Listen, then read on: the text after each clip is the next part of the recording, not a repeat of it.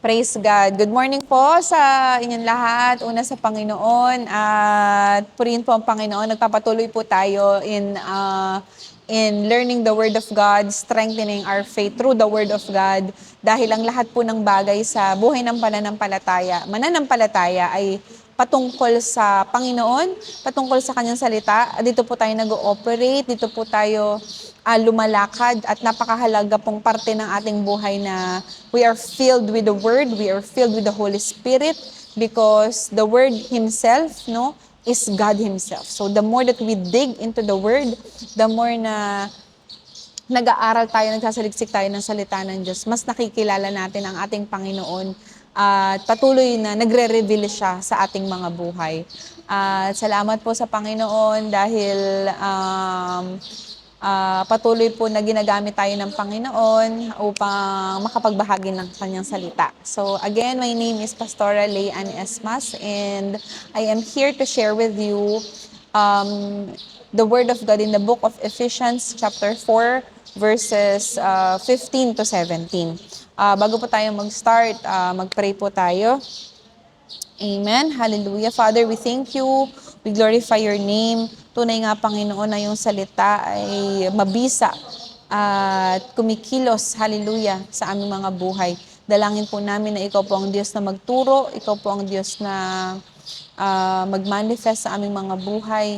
At patuloy in the book of Ephesians, in the writings of Paul, hallelujah, patuloy na mag-manifest po sa amin ang iyong truth, ang iyong love, hallelujah, at patuloy na magbigay ng glory sa iyo. Bless every listeners, bless mo Panginoon lahat ng makikinig, lahat ng binuksan mo ang kanilang mga isip, Panginoon, at sa oras na ito naniniwala ako na lahat ng nakakapakinig ay hindi aksidente na sila ay makarinig ng salita mo ngayon. Alam ko po may layunin ka sa buhay ng bawat isa. Alam ko po na may layunin ka at nais mo po na makapakinig ang mga anak mo. Salamat po, Panginoon. Bless your word.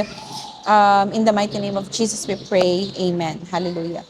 So, what is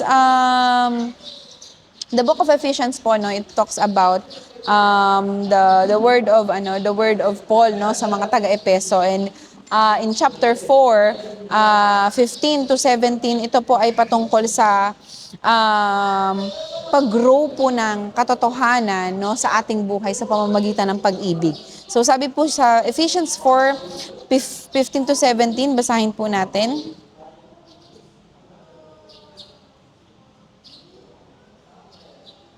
Ayan, basahin ko po sa inyo. Sabi po dyan, sa English muna, rather sa Tagalog po ito, sa halip sa pamamagitan ng pagsasalita ng katotohanan sa diwa ng pag-ibig, tayo'y dapat maging lubos na katulad ni Kristo na siyang ulo nating lahat. Amen. Praise God. So, ayan. So, sabi po dyan, speaking truth in love, no, na in every day we grow, tayo ay nag-grow o tayo ay nagmamature, no, sa pag-ibig, no, in every way na ang uulo natin ay ang Panginoong Hesukristo. So, ito po ay small part lang ng malaking context o malaking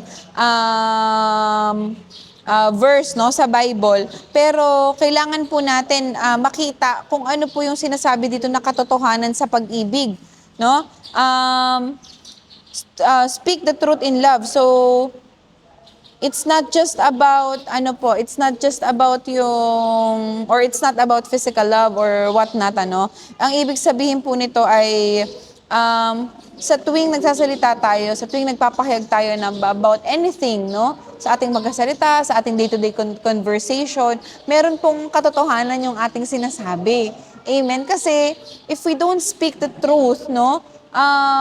We are not operating in the likeness of God. Kasi God is truth. Sabi po sa John 8, na ang katotohanan po ang magpapalaya sa atin. So, lagi po dapat tayo in a day-to-day basis, katotohanan lamang po yung ating sinasabi. Wag po tayong sumasaksi sa hindi totoo o hindi tayo nagsasalita ng hindi totoo.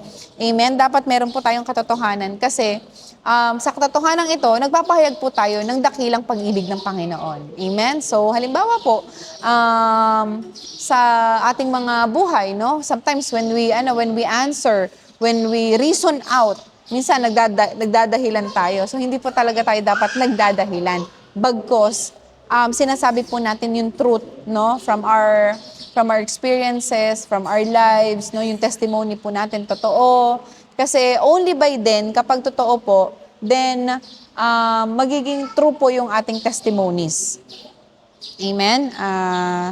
At lalo na sa pagsaksi, no? Especially if kailangan po natin na magpasinaya o mag-testify, kailangan po totoo po yung ating sinasabi kasi ikapapahamak po ito ng ibang tao. Amen? So,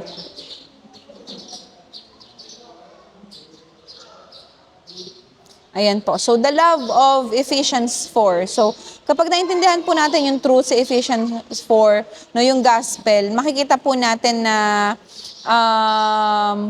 truth and love are in perfect harmony. So, loving one another is exactly how Christians are supposed to live out the truth that we proclaim. So, habang namumuhay po tayo, dapat iyan po yung ating pinoproklama o pinapahayag, yung katotohanan ng ating pag-ibig. So, hindi lang po it's not just about yung pamumuhay natin bilang Kristiyano na parang day-to-day, sasanay lang po tayo. It's also about manifesting the truth in our lives, in everything we do, the way we think, the way we speak, and the way we talk. At kapag ka po na-practice po natin yun, o lagi po natin yung ginagawa, nagiging evident po sa atin yung pagiging Kristiyano natin. Amen. So, sabi po dyan, all humility and gentleness with patience, bearing with one another in love, eager to maintain the unity of the Spirit in the bond of peace. Sabi po yan sa Ephesians 2-3. Kapag ka po umakit ka ng konti, yan po yung ano po niyan, parte ng pagiging Kristiyano, ng pagiging ng paglakad sa katotohanan, no? We bear one another in every area of our lives kasi na-transform na po tayo. So, if we have been transformed by the truth we speak, we must be kind to one another, tender-hearted, forgiving one another, as God, no, our Christ has forgiven us. So, bago po tayo dumating dun sa truth, syempre, nauunawaan din po dapat natin na ang kabuuan ng Ephesians 4, no, it's not just about truth and love. It also talks about what? Being gentle, being kind to one another. Ayan. Kasi, yan po ang pagiging anak ng Diyos, no? Mabuting loob, mababang loob, nagdadalahan ng pasanin. Amen. So, speaking the truth in love means we are able to constantly speaking the good news of Jesus and living in love. So, mamuhay po tayo sa pag-ibig, sa pagbibigay, sa pagpasa ng dalahin ng bawat isa, sa pananalangin ng bawat isa.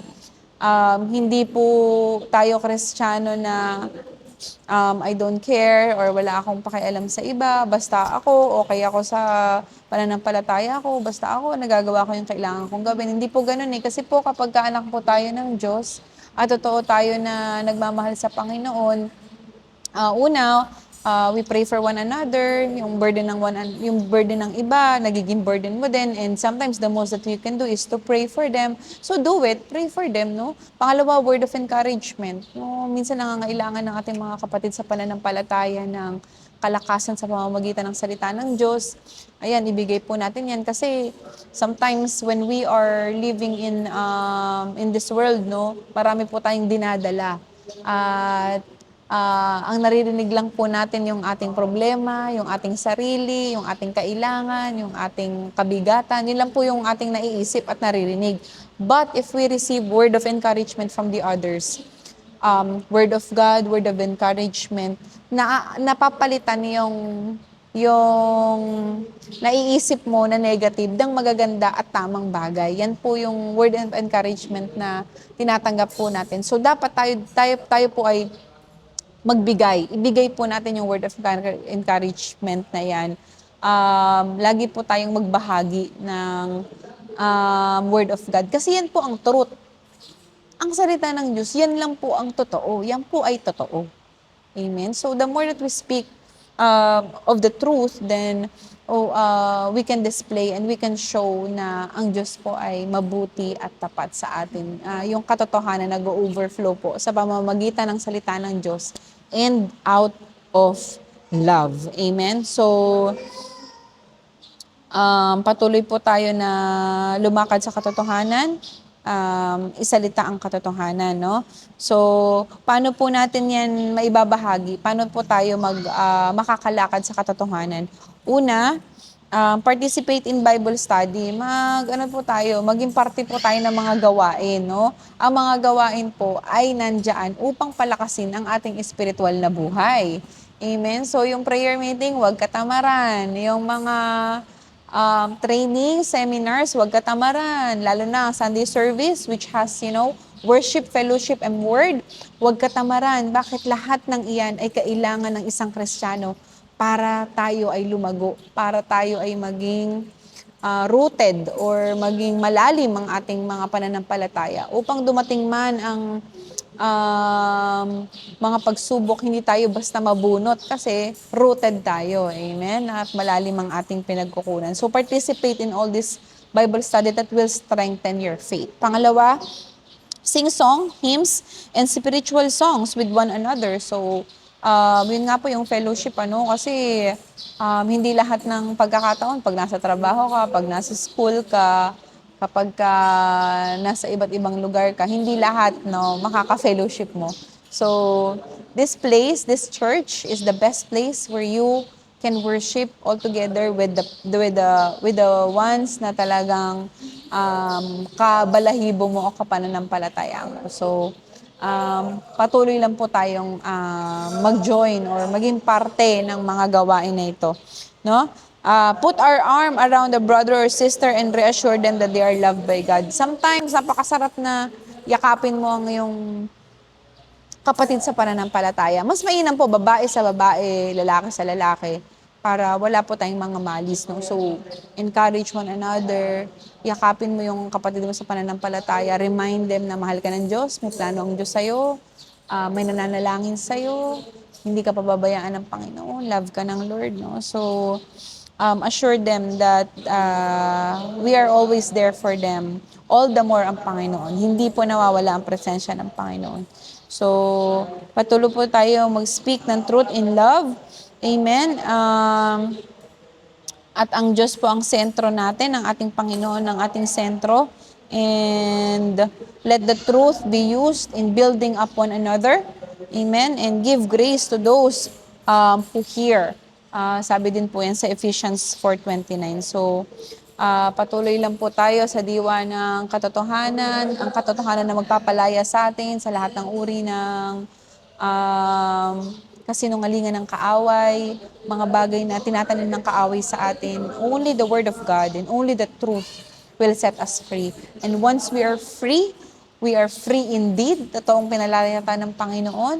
At makikilala natin at malalaman natin ang totoong plano niya sa atin, na ang plano niya sa atin, buhay na ganap at kasiyasiya. Ang plano niya sa atin ay masagana, pinagpala, at peaceful o mapayapang pamumuhay. Yan po ang nais ng Panginoon sa atin. So, I pray and I declare that we all live in His Word, in His peace, in His truth, at patuloy maging evidence sa atin yung salita ng Panginoon. So, every one of you na hindi pa nakakasumpong ng katotohanan, I declare and I pray masumpungan ng Panginoon ng masumpungan niyo po sa Panginoon ng katotohanan at kapayapaan. Darating po ito sa inyo. Open up your heart to Him. Seek Him. No, ask for Him.